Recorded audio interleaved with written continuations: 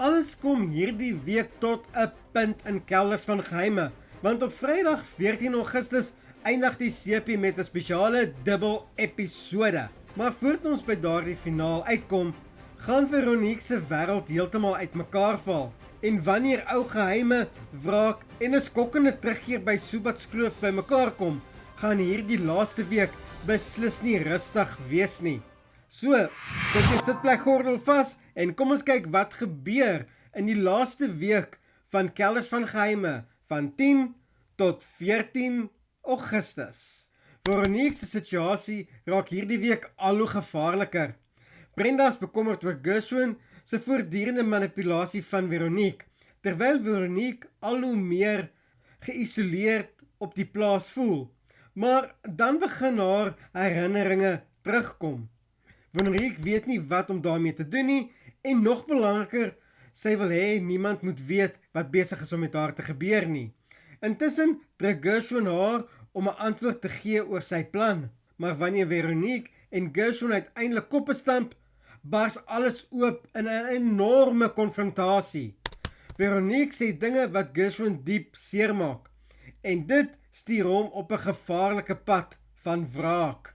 Hy is vasbeslote om haar te laat spyt voel oor wat sy gesê het. Maar Gershwin het nog 'n kaart om te speel.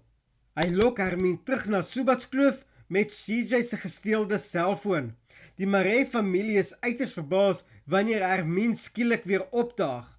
Maar hulle is glad nie voorberei op wat Gershwin vir haar gaan vertel nie. Hy vertel Hermine presies wie Veronique is en wat sy gedoen het. En Hermine besluit dat iets drasties gedoen moet word. Sy kom met 'n plan vorendag om vir Veronique eens en vir altyd uit die pad te kry. En sy maak seker dat die hele familie weet wat hul volgende stap is. Maar met Veronique en Brenda wat ook in 'n massiewe argument oor Gershwin betrokke raak, lyk dit asof alles op die punt staan om te ontplof. En dan roep CJ vir Veronique na die groot huis. Hier kom probleme met 'n hoofletter P. Terwyl die drama rondom Veronique ontvou, is daar darm 'n bietjie meer vreugde rondom Debbie Lee en Choppy. CJ en Marco vra Sandy om hulle te help om 'n verlovingspartytjie vir die paartjie te reël. Maar soos ons Sandy ken, is haar idees dalk 'n bietjie te kreatief vir Marco se smaak. Intussen maak Debbie Lee 'n afspraak wat haar toekoms dalk 'n bietjie mooier kan laat lyk. Maar voordat ons by die einde van die week kom, gaan daar baie meer gebeur as net 'n partytjie. En nou vir die belangrike ding om hierdie week dop te hou. Kelders van Geheime kom op Vrydag 14 Augustus tot 'n einde.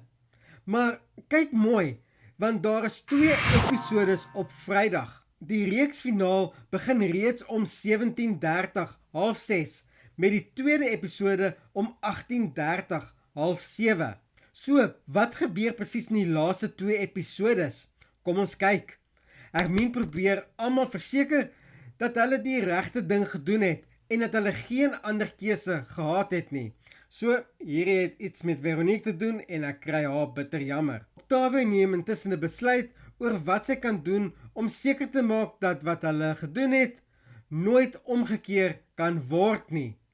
En dan gebeur iets wat die tydlyn heeltemal verander. Wanneer Debbie Lee wakker word, is dit 2 maande later op Subatskloof. Wat het in hierdie 2 maande gebeur? En wat beteken dit vir almal wat agtergebly het? Nou, wat gebeur in die laaste episode? Kom ons kyk. Die laaste episode bring die families bymekaar vir 'n groot viering op Subatskloof. Chop en Debbie Lee se nuus word gevier en die hele Suster en Marie familie kom saam om die vreugde te deel. Dit klink amper soos 'n perfekte einde.